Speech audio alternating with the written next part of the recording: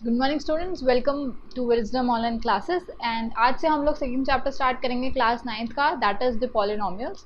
Number system हम already ख़त्म कर चुके हैं, उसके अलग अलग वीडियोस भी सेक्शन वाइज मैंने अपलोड करी हुई है। और अगर आपको पूरा चैप्टर एक वीडियो में देखना है तो उसकी भी एक वीडियो हमने अपलोड करी हुई है, तो आप दोनों तरीके से पढ़ सकते हो।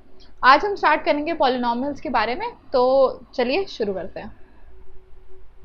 देखो, पॉलिनोमियल्स क्या होते हैं, पहले तो ये डिस्कस करने से पहले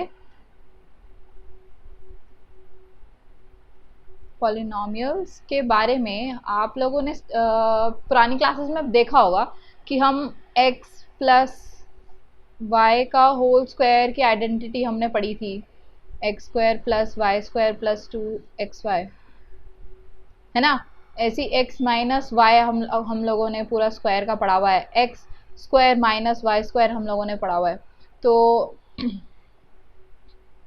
ये जो अब आप चीज़ें देख रहे हो, ये x और y क्या हैं? एक्चुअली में x और y जो हैं, ये x और y ये दोनों क्या हैं? वेरिएबल्स हैं। क्या है? वेरिएबल्स हैं। वेरिएबल्स का मतलब क्या होता है भाई? वेरिएबल्स का मतलब ये होता है कि इनके पास कोई पर्टिकुलर एक एग्जैक्ट वैल्यूज नहीं है, ठीक है। इनके अंदर हम कोई भी वैल्यू पुट अप कर सकते हैं। तो इट्स लाइक अ बॉक्स, ठीक है। ये एक एम्प्टी बॉक्स की तरह है जिसके अंदर हम लोग क्या करते हैं, कोई भी एक नंबर डाल सकते हैं, और इसके अंदर सिर्फ एक नंबर आ सकता है एट अ टाइम, आप दो नंबर्स नहीं डाल सकते, ठीक है।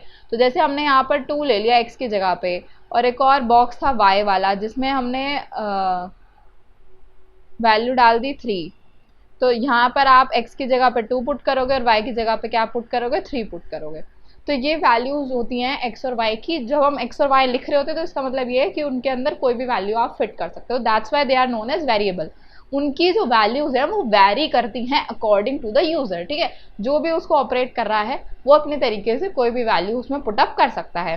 तो that's why they are known as variable, क्योंकि उनकी वैल्यूज वैरी करती हैं, कोई एक पर्टिकुलर वैल्यू नहीं होती। तो उसके बाद जब हम बात करते हैं कांस्टेंट्स की, तो जो कांस्टेंट होते हैं, कांस्टेंट मतलब एक ही वैल्यू है। कांस्टेंट्स का मतलब है कि एक ही वैल्यू है। तो एक ही वैल्यू मतलब वो 2 है या 3 है या 4 है या 5 है। मतलब अब 2 है तो इसके अंदर आप कोई और वैल्यू नहीं डाल सकते ना, ये तो 2 ही है, ये मतलब पर्टिकुलर एक ही नंबर है। तो जब हम इन वैल्यूज़ के बारे में बात करते हैं कि कोई एक पर्टिकुलर वैल्यू, कोई एक कांस्टेंट नंबर है जिसमें हम कोई भी इंटीजर या कोई भी रियल नंबर डाल सकते हैं, तो इन कांस्टेंट्स को हम लोग डिनोट कर देते हैं ए बी और ABCD से, ठीक है। EF आगे तक ले जा सकते हो जितने आपको कांस्टेंट्स चाहिए।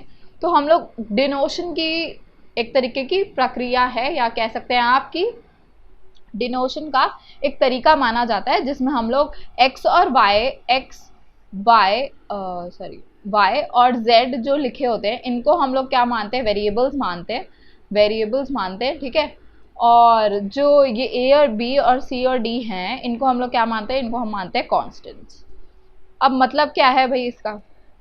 देखो, जैसे अगर आपको एक टर्म दिया हुआ है ax² plus bx plus c, ठीक है, ये आपको एक टर्म दी हुई है। अब इस टर्म का मतलब क्या है कि ये जो x है ये कोई भी value according to the user ले सकता है, ठीक है, अकॉर्डिंग टू द यूजर ले सकता है। और a और b और c की जो वैल्यूज हैं, a b और c की जो वैल्यूज हैं, ये हमारी कांस्टेंट रहेंगी, मतलब पहले से डिफाइंड रहेंगी।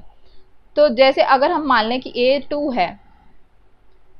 है, ठीक है, b हमारा 3 है और c हमारा 4 है, ऐसे ले लेते हैं। तो इसका इक्वेशन बनेगा 2x² प्लस 3x प्लस 4, ठीक है। हम इसको इस तरीके से लिख सकते हैं, लेकिन अभी भी जो x है वो वैल्यू वैरी कर सकती है। अगर आप यहाँ पे 1 डालो तो भी आंसर आएगा, 2 डालो तो भी आंसर आएगा, 3 डालो तो भी आंसर आएगा। लेकिन ये जो वैल्यूज a b और c की हैं ये प्री डिफाइंड रहती हैं, या तो क्वेश्चन में आपको गिवन होगी या फिर a b c जो है वो पहले से डिफाइंड रहते हैं, मतलब उनका कोई ना कोई वैल्यू फिक्स्ड रहता है। ये एक जनरल वे ऑफ राइटिंग हो गई कि इस तरीके की इक्वेशंस बनती हैं। General way of the writing मतलब कि अगर आप सारे पॉलिनोमियल्स को, ये एक तरीके का पॉलिनोमियल है जो मैंने लिखा है ना यहाँ पे, ये जो लिखा है ax² plus bx plus c जो है, ये क्या है? एक पॉलिनोमियल है, एक नॉट अ पर्टिकुलर पॉलिनोमियल, लेकिन इसको एक जनरलाइज्ड वे में हमने फॉर्म कर दिया कि जो पॉलिनोमियल्स होते हैं वो इस तरीके के होते हैं। ये एक जनरल रिप्रेजेंटेशन हो गया पॉलिनोमियल्स का। लेकिन एक्चुअल पॉलिनोमियल्स जब हम सॉल्व करेंगे तो उसमें a, b और c की जो वैल्यूज होंगी वो हमें गिवन होंगी, या फिर a b c की जगह पे कोई ना कोई वैल्यू पुट करके दी हुई होगी, ठीक है। तो इनकी वैल्यूज पे हम लोगों को इतना गौर नहीं करना, क्योंकि ये हमें मिली होती हैं पहले से, हमारे पास गिवन होती हैं। ये जो एक्स स्क्वायर है ना, ये x की जो वैल्यूज है, x y z जो हमारे वेरिएबल्स हैं x y z, इनके ऊपर कहानी हमारी अटकी रहेगी पूरे चैप्टर में, जिसमें हम लोगों को क्या करना पड़ेगा, या तो इनकी वैल्यूज निकालनी पड़ेंगी, है ना, या फिर हम लोगों को वैल्यूज गिवन होगी, ग्राफ ग्रुप बनाने पड़ेंगे। देखते हैं आगे क्या क्या आएगा, लेकिन जो वैल्यूज जो हमारा क्वेश्चन डिस्कशन चलना है वो x और y और z के बीच में चलना है, वेरिएबल्स के बीच में चलना है। अब अगर जैसे मान लो कि ये पॉलिनोमियल समझ आ गया। पॉलिनोमियल का मतलब कि पॉलिनोमियल जो होता है, पॉलिनोमियल क्या होता है, पॉलिनोमियल होता है कि कोई भी वेरिएबल और कांस्टेंट को मिक्स करके कोई भी एक इक्वेशन बना दो। अब चाहे तो आप यहाँ पर ax रख दो, ये भी पॉलिनोमियल है, ठीक है, ax प्लस y रख दो, ये भी एक पॉलिनोमियल है, क्योंकि यहाँ पर कांस्टेंट्स भी हैं और वेरिएबल्स भी हैं। कांस्टेंट और वेरिएबल्स को अगर आप मिक्स करके लिख देते हो तो वो क्या बन जाता है, पॉलिनोमियल बन जाता है। इसके साथ साथ आप लिख सकते हो bx स्क्वायर प्लस cz, ठीक है, ये भी एक तरीके का पॉलिनोमियल बन जाएगा। आपको एक्स स्क्वायर दोनों साइड स्क्वायरिंग करनी है तो आप स्क्वायरिंग कर सकते हो। और पॉलिनोमियल्स और भी कई तरह के होते हैं, मैं आगे बता दूंगी जब हम स्पेसिफाई नाम के साथ देखेंगे उनको, ठीक है। अब पहले समझते हैं कि पॉलिनोमियल विद वन वेरिएबल क्या होता है। पॉलिनोमियल विद वन वेरिएबल, ठीक है, मतलब कि ऐसा पॉलिनोमियल जिसके अंदर एक ही वेरिएबल हो। अब ये जो पॉलिनोमियल्स थे, यहाँ पे x और y दोनों आ गए, ये तो दो वेरिएबल्स हो गए, यहाँ पर x और z आ गए, यहाँ पे भी दो वेरिएबल्स हैं। तो एक वेरिएबल कब होगा, एक वेरिएबल जब होगा जब ये वाली इस टाइप की इक्वेशन होगी जैसे मैंने ऊपर लिखी हुई है। तो इसमें क्या है, ax square plus bx plus c में हमारे पास वेरिएबल्स में x, y और z है। तो यहाँ पर क्या आपको x के अलावा कोई और वेरिएबल दिख रहा है, नहीं दिख रहा ना, तो सिर्फ एक x की फॉर्मेशन बन रही है, चाहे आप उसको पावर में जितना मर्जी लेते चले जाओ, लेकिन है तो वो x ही। अगर x की टर्म्स में पूरा हम एक इक्वेशन डिफाइन कर रहे हैं तो हम उसको पॉलिनोमियल विद वन वेरिएबल बोलेंगे, ठीक है। अब इसकी पावर जितनी मर्जी हो सकती है, तो इसमें जो पॉलिनोमियल विद वन वेरिएबल है यही आपके अभी सिलेबस में है। जब आप आगे क्लासेस में जाओगे तो आपको पॉलिनोमियल विद टू वेरिएबल्स भी पढ़ना पड़ेगा, ठीक है। खैर, जब हम वन वेरिएबल देख रहे हैं तो इसका मतलब ये है कि सिर्फ x की टर्म्स में बात हो रही है, और जब अगर सिर्फ एक ही वेरिएबल है और x की टर्म में बात हो रही है तो हम इसको क्या लिख सकते हैं, एक पॉलिनोमियल ऑफ x वेरिएबल, ठीक है। इस तरीके से इसको डिनोट कर सकते हैं कि एक पॉलिनोमियल है जिसको हमने p से डिनोट करा हुआ है। अगर आप चाहो तो उसको q भी लिख सकते हो, ऐसी कोई बड़ी बात नहीं है। पॉलिनोमियल का मतलब ये नहीं है कि आपको p लिखना है। ओके, तो आप इसको क्या कर सकते हो, qx की फॉर्म में भी लिख सकते हो। मतलब क्या है कि पॉलिनोमियल है ये एक, p q r s t किसी भी फॉर्म में लिख सकते हो, और ब्रैकेट में अगर आप जो वेरिएबल लिखोगे, ब्रैकेट में आप वेरिएबल लिखोगे, इसका मतलब ये है कि वो जो आप पॉलिनोमियल लिख रहे हो वो सिर्फ x का की टर्म्स में डिनोट हो रहा है, मतलब वो पॉलिनोमियल जो है वो एक वेरिएबल का है, ठीक है, वन वेरिएबल का, और वो वेरिएबल कौन सा, वो x है, ठीक है। तो पॉलिनोमियल विद वन वेरिएबल क्या होता है वो समझ आ गया, उसको डिनोट कैसे किया जाता है वो समझ आ गया। अब इसके बाद हम लोग चल लेते हैं टर्म्स पे, ठीक है। टर्म्स में बताती हूँ क्या होती हैं। टर्म्स क्या होती हैं भाई, जैसे अगर आपने लिखा 3x प्लस 4, ठीक है, तो इसमें कितनी टर्म्स आपको दिख रही हैं, एक, इसको पूरा एक टर्म माना जाता है क्योंकि वो मल्टीप्लिकेशन में, मतलब वो जो वेरिएबल का है वो उसी का कांस्टेंट उसी के साथ लगा हुआ है, ठीक है। और सेकंड टर्म ये है, तो इसका मतलब इसके पास कितनी टर्म्स है, टू टर्म्स है। अगर आप ऊपर वाला ax स्क्वायर वाला एग्जांपल ले लो, ax square plus bx plus c वाला, तो इन जनरल इसमें कितनी टर्म्स आपको दिख रही हैं, इसमें तीन टर्म्स हैं, एक तो ये हो गई, एक ये हो गई और एक ये हो गई, ठीक है। अगर प्लस या माइनस दो टर्म्स को डिफ्रेंशिएट करता है, ठीक है, दो टर्म्स को अलग करने के लिए हम प्लस या माइनस का यूज़ करते हैं, उसके बाद जो मल्टीप्लिकेशन में चल रहा है उनको हम एक ही टर्म मानते हैं। तो इसमें 3 टर्म्स होंगी। तो टर्म्स क्या हो गई, टर्म्स हो गई मतलब कितने उसमें क्या कहते हैं बॉक्सेस बने हुए हैं, ये कह सकते हो आप, ठीक है। जैसे अगर एक बॉक्स में हमने एक्स का एक बॉक्स था, ये यहाँ पर x का एक बॉक्स था, इसके साथ एक 3 लगा हुआ है और साथ में प्लस करके एक और बॉक्स बनाया हुआ है और उसमें हमने क्या करा हुआ है, इसके अंदर जो है x का वेरिएबल तो 0 है और यहाँ पर 4 लगा हुआ है या फिर 1 मान लो, ठीक है। x के साथ 1 लगा हुआ है, x की जगह पे 1 डाल दो और जो हमारा बाहर का टर्म है वो 4 लगा हुआ है।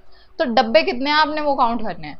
तो डब्बे कितने हो गए भाई, 2 डब्बे हो गए। जैसे डब्बे मान लो, डब्बों को हम डिफ्रेंशिएट कर रहे हैं किससे, प्लस या माइनस से अलग अलग कर रहे हैं। टर्म समझ आ गई। अब कोएफिशिएंट समझ लो। कोएफिशिएंट्स क्या होते हैं, कोएफिशिएंट्स होते हैं हमारे जो भी कांस्टेंट टर्म्स हमारी x के साथ लगी हुई है, ठीक है।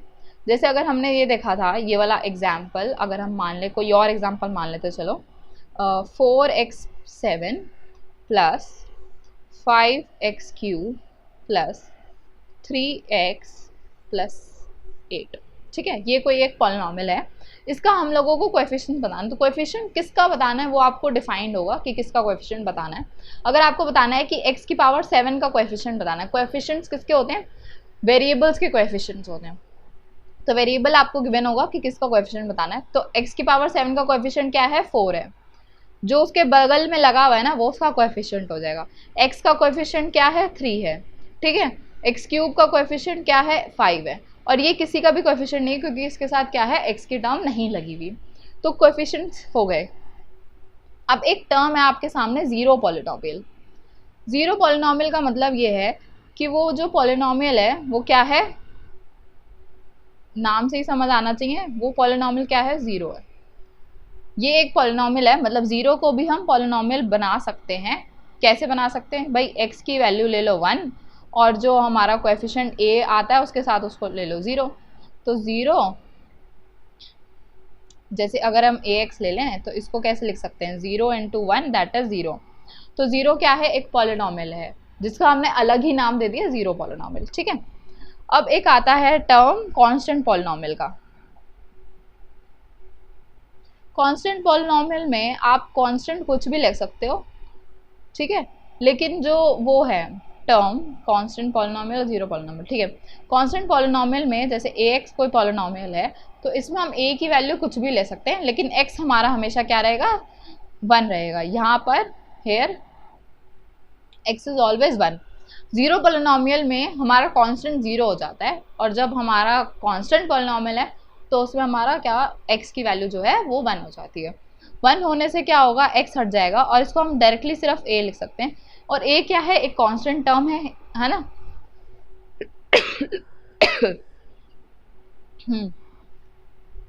तो जो x है, जो a है हमारे, वो कांस्टेंट टर्म है। हमने अभी लिखा था कि a b c d जो है वो हम उनको क्या करते हैं, कांस्टेंट्स को a b c d की फॉर्म में डिफाइन करते हैं।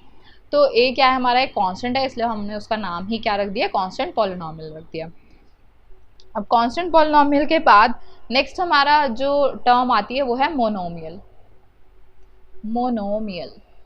मोनोमियल का मतलब ये होता है, मोनोमियल क्या होता है, मोनोमियल में हमारी जो टर्म होती है वो सिंगल होती है। टर्म क्या होती है, 1 होती है। अब टर्म हमने सीखी थी, टर्म का मतलब ये है कि वो पूरा एक डब्बा, ठीक है। डब्बे का मतलब आपने प्लस माइनस नहीं लगाना, अगर टर्म 1 है तो प्लस माइनस नहीं लगेगा। मतलब आप या तो a लिख सकते हो, ठीक है, या तो x लिख सकते हो या ax लिख सकते हो। इसके अलावा इसके कोई और एग्जाम्पल्स नहीं हो सकते। इन जनरल मैंने लिख के दिखा दिया है। अच्छा, बायनोमियल में क्या होगा, बायनोमियल अब देखो नाम से ही पता चल रहा है, मोनोमियल में एक थी टर्म तो बायनोमियल में कितनी हो जाएंगी टर्म, 2 हो जाएंगी। 2 टर्म होने का मतलब आप ax प्लस b भी लिख सकते हो इसमें। ये तो सब ये सब भी नहीं आएंगे। टर्म एग्जैक्टली 2 होनी चाहिए, कम का कोई मतलब नहीं है। ax प्लस b लिख सकते हो या फिर आप लिख सकते हो ax प्लस bx, है ना। ऐसे भी तो लिख सकते हो, दोनों साइड x होने से हो भी सकता है ना। तो टर्म हो सकती है, आप इनकी पावर भी चेंज कर सकते हो। टर्म का मतलब ये नहीं है कि आप एक ही पावर लिख सकते हो, 2-3 पावर स्क्वायर्स में भी जा सकती है। यहाँ पर भी आप स्क्वायर, क्यूब वगैरह ले सकते हो एंड सो ऑन। इसके साथ भी आप पावर चेंज कर सकते हो। अब ट्राइनोमियल में क्या हो जाएगा, ट्राइनोमियल में हो जाएगी टर्म 3। ट्राइनोमियल मतलब टर्म का मतलब टर्म हो गई 3।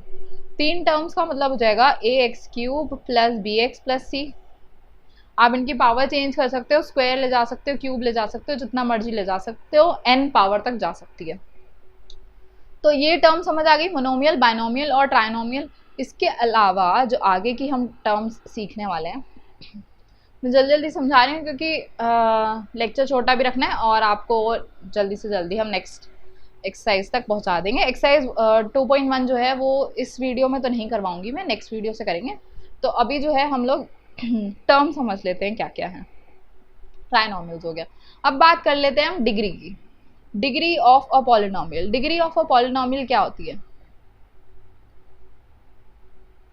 जो भी पॉलिनोमियल का जो भी वेरिएबल की हाईएस्ट डिग्री होती है, जैसे अगर हम ले लें a to the power x की power n plus b to the power x n minus 1 plus c x to the power n minus 2 and so on चलता जा रहा है ये। और ये कब तक चलता जा रहा है? जब तक x की पावर 0 नहीं हो जाती, ठीक है। तो और यहाँ पर जो भी टर्म आएगा, तो इसमें जो है डिग्री क्या होगी? डिग्री होगी कि भैया हाईएस्ट पावर कौन सी है। हाईएस्ट पावर n दिख रही है आपको, ये सारे कम होते जा रहे हैं, n minus 1, n minus 2, n minus 3। जैसे अगर हम मान लेते हैं n की जगह पे हम ले लेते हैं 5, तो ax की पावर 5 प्लस bx की पावर 4 प्लस cx की पावर 3 एंड सो ऑन चलता जा रहा है ये आगे तक, जब तक x की पावर 0 नहीं हो जाती, दैट इज 1 हो जाएगा ना। x की पावर 0 का मतलब 1 हो जाएगा। तो x की पावर 5 जो है, ये 5 जो है ये हाईएस्ट दिख रहा है, तो यही हमारा क्या हो जाएगा? ये हमारा क्या हो जाएगा? डिग्री हो जाएगा, ठीक है। x की जितनी भी हाईएस्ट पावर होती है वो उस पॉलिनोमियल की डिग्री बन जाती है। जैसे ये जो पॉलिनोमियल आपको गिवन है, ये वाला पॉलिनोमियल, ये पॉलिनोमियल है विद डिग्री 5, ठीक है। इस पॉलिनोमियल की डिग्री क्या है? 5 है। तो degree is so easy, highest power आपने उसको डिग्री बना देना है। इसके बाद लीनियर पॉलिनोमियल आपको सीखने की, भाई लीनियर पॉलिनोमियल क्या होते हैं। लीनियर पॉलिनोमियल में डिग्री जो होती है वो 1 रहती है। लीनियर पॉलिनोमियल, लीनियर पॉलिनोमियल, ठीक है। लीनियर पॉलिनोमियल में क्या होता है? डिग्री जो हो जाती है वो हो जाती है 1। डिग्री 1 होने का मतलब आप उसको क्या लिख रहे हो? x ax प्लस b की फॉर्म में लिख रहे हो। x जो है वो x ही रहेगा, x ही रहेगा, ठीक है। x को मतलब इस पॉलिनोमियल में ना तो x स्क्वायर एग्जिस्ट कर सकता है, ना x क्यूब एग्जिस्ट कर सकता है, ना x की पावर 4 एग्जिस्ट कर सकती है, ना इसके हायर कोई भी, सिर्फ एक x एग्जिस्ट कर सकता है, या फिर y भी हो सकता है। लीनियर पॉलिनोमियल में वेरिएबल कितने भी मर्जी हो सकते हैं, वेरिएबल में कोई लिमिट नहीं है, वेरिएबल्स हो सकते हैं ज़्यादा भी, ठीक है। तो हम लोग ax प्लस by भी लिख सकते हैं, ये भी लीनियर पॉलिनोमियल के अंदर आएगा, लेकिन दोनों वेरिएबल्स की पावर जो है वो 1 की टर्म्स में ही होनी चाहिए, मतलब स्क्वायर क्यूब पे ना जाए, ठीक है। अगर दोनों की पावर 1 है तो ये क्या है? लीनियर पॉलिनोमियल है। साफ सीधी सी बात है, आपको समझ आ गई होगी। नेक्स्ट हमने देखा क्वाड्रेटिक पॉलिनोमियल क्या होता है। क्वाड्रेटिक पॉलिनोमियल में जो है वो डिग्री क्या हो सकती है? मैक्सिमम 2 हो सकती है, और 2 ही होनी चाहिए। अगर 2 से भी कम होगी तो वो लीनियर पॉलिनोमियल बन जाएगा। तो इसका एक एग्जांपल क्या हो सकता है? ax square plus by square, है ना, या फिर ax square plus bx plus c, जैसे हम लेते आ रहे हैं। या तो 1 वेरिएबल में लेके चलो, या फिर 2 वेरिएबल भी आप ले सकते हो, लेकिन आपने क्या करना है? जो डिग्री होनी चाहिए उस वेरिएबल की, वो मैक्सिमम क्या होनी चाहिए? 2 होनी चाहिए, ठीक है। मैक्सिमम 2 होनी चाहिए। तो क्वाड्रेटिक पॉलिनोमियल समझ आ गया, लीनियर पॉलिनोमियल समझ आ गया। उसके अलावा हमने क्या क्या देखा है? डिग्री ऑफ द पॉलिनोमियल देख ली, डिग्री मतलब maximum highest power of that polynomial, ठीक है। बाइनोमियल में हमने देख लिया कि टर्म 2 होनी चाहिए, सिर्फ 2 टर्म्स होनी चाहिए उस पॉलिनोमियल के अंदर। ट्राइनोमियल में टर्म 3 होनी चाहिए, मैक्सिमम 3 ही होनी चाहिए, मैक्सिमम का मतलब नहीं है, 3 ही होनी चाहिए। 3 से कम हो जाएगी तो बाइनोमियल या मोनोमियल बन जाएगा। और मोनोमियल मतलब एक ही टर्म होनी चाहिए। टर्म का मतलब क्या होता है? वो एक प्लस और माइनस अगर बीच में लग जाता है तो हम टर्म्स को डिवाइड कर सकते हैं। अगर प्लस माइनस नहीं लगा हुआ तो हम उस पूरे टर्म को क्या मानेंगे? एक ही मानेंगे, पूरा एक पर्टिकुलर चीज़ मानेंगे। कांस्टेंट पॉलिनोमियल में क्या होता है? कांस्टेंट पॉलिनोमियल में होता है, कांस्टेंट पॉलिनोमियल में आपको सिर्फ एक कांस्टेंट दिया जाता है, जो वेरिएबल होता है वो एग्जिस्ट नहीं करता, उसकी वैल्यू क्या हो जाती है, 1 हो जाती है। जीरो पॉलिनोमियल में क्या होता है, जीरो पॉलिनोमियल में आपका पॉलिनोमियल पूरा ही जीरो हो जाता है, कांस्टेंट जो है वो जीरो हो जाएगा, वेरिएबल आपका कुछ भी रह सकता है। तो कांस्टेंट अगर जीरो रहेगा तो आपका क्या है, पूरा पॉलिनोमियल भी जीरो ही हो जाएगा। Zero into anything is zero, तो जीरो हो जाएगा। कांस्टेंट आपका जीरो रहना चाहिए जीरो पॉलिनोमियल में। कोएफिशिएंट्स क्या होते हैं, जो भी वेरिएबल के साथ में बगल के चिपक के लगे हुए होते हैं ना, उनको हम क्या बोलते हैं, कोएफिशिएंट्स बोलते हैं। टर्म्स हो गई हमारी डिब्बे वाली चीज़ें जो प्लस के साथ हम अलग कर लेते हैं। उसके बाद हमने देखा कि पॉलिनोमियल विद वन वेरिएबल क्या होता है, जिसमें सिर्फ एक ही वेरिएबल यूज़ किया जाता है, या तो x यूज़ हो रहा होगा, या y यूज़ हो रहा होगा, या z यूज़ हो रहा होगा। अच्छा, एक चीज़ आप इसमें देख लो कि जैसे अगर हमने यहाँ पे अगर कोई और वेरिएबल में लिखना है, जैसे हम लिख रहे हैं p से ही लिख लेती हूँ y, पी वाई, तो इसका मतलब ये है, पी वाई का क्या मतलब है, ये सिंबलाइज करता है कि जो भी इसके आगे का जो भी वेरिएबल पॉलिनोमियल में बनेगा उसमें सिर्फ y ही वेरिएबल होगा। जैसे इसको लिख सकते हैं y cube plus y square plus 1, ठीक है। तो ये एक तरीके का टर्म हो गया जिसमें हम लोग जो ब्रैकेट के अंदर वेरिएबल लिख रहे हैं वो ही वेरिएबल पूरे पॉलिनोमियल में यूज होने वाला है। तो ये क्या है, पॉलिनोमियल विद वन वेरिएबल का रिप्रेजेंटेशन है। रिप्रेजेंटेशन आप इस तरीके से पॉलिनोमियल विद वन वेरिएबल को लिख सकते हो, इस तरीके से, ठीक है। तो ये चीज़ें हो गई यहाँ पर। उसके बाद हमने पॉलिनोमियल की डेफिनेशन देखी थी और कांस्टेंट्स और वेरिएबल्स देखे थे। तो वेरिएबल्स आपको समझ आ गया होगा, जो वेरिएबल्स जिनकी वैल्यू वैरी करती है उनको वेरिएबल्स बोलते हैं। कांस्टेंट्स आर कांस्टेंट टर्म्स जिसमें हम लोग कोई भी इंटीजर वैल्यू, रियल नंबर्स कुछ भी डाल सकते हैं, ठीक है। इसके बाद ना आपके एक एग्जाम्पल आपको बुक में दिया हुआ है, एनसीईआरटी बुक में। एग्जाम्पल में आपको कुछ इक्वेशंस की डिग्री बतानी है। उन इक्वेशंस की डिग्री बताओ, एक बार सॉल्व करके देखना, क्योंकि डिग्री इज़ वेरी इजी। अगर जैसे मैं बोलूँ कि अगर कोई इक्वेशन है x टू दी पावर 4, ज़रूरी नहीं है कि डिग्री जो है वो सबसे पहले वाले वेरिएबल की में ही बड़ा नंबर होगा। पूरा आपको पॉलिनोमियल चेक करना है कि x की कौन सी वैल्यू किस में सबसे ज़्यादा है, ठीक है। एक्स क्यूब जैसे यहाँ पे दिया हुआ है, x की power 4 plus x cube plus x की पावर 6 इज इक्वल, ये दिया हुआ है, ठीक है। तो अब इसका आपको क्या निकालना है, आपको बनाने हैं, इसकी डिग्री बतानी है। तो डिग्री बताने के लिए आपने लिखना है डिग्री क्या है, इसकी डिग्री है हमारी 6, क्योंकि यहाँ पर सबसे बड़ा नंबर क्या दिख रहा है हमको, 6 दिख रहा है। ऐसे दिया हुआ है 7x की पावर 4 प्लस 5x की पावर क्यूब प्लस 2 अपॉन में x माइनस 1। अगर आपको इस तरीके से कुछ दिया हुआ है तो ये डिग्री क्या होती है। अच्छा, अगर नंबर नीचे है, जैसे वेरिएबल यहाँ पे नीचे दिया हुआ है, ये x नीचे है, तो इसका मतलब क्या है, ये अपॉन में है तो इसकी पावर क्या होगी, नेगेटिव होगी, -1 में होगी। तो नेगेटिव तो हमने देखी नहीं है, नीचे वालों को गौर करने की ज़रूरत ही नहीं है, इग्नोर मारो। अगर कोई x का वेरिएबल, जो भी वेरिएबल है वो नीचे दिया हुआ है डिनोमिनेटर में, तो आपने उसको इग्नोर मानना है। सबसे बड़ी डिग्री यहाँ पे 4 दिख रही है, तो आप जस्ट यहाँ पे क्या लिखोगे, डिग्री क्या आ गई, 4 आ गई। ऐसे एक और एग्जाम्पल देख लेते हैं। 5x 11 plus 10x 4 plus 100x plus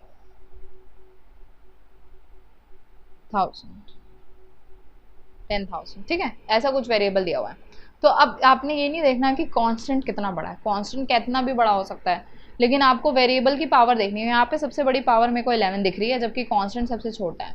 तो कांस्टेंट पे ध्यान नहीं देना, सिर्फ वेरिएबल की पावर पे ध्यान देना। पावर 11 है तो इसकी डिग्री क्या हो जाएगी, इसकी डिग्री हो जाएगी 11, ठीक है।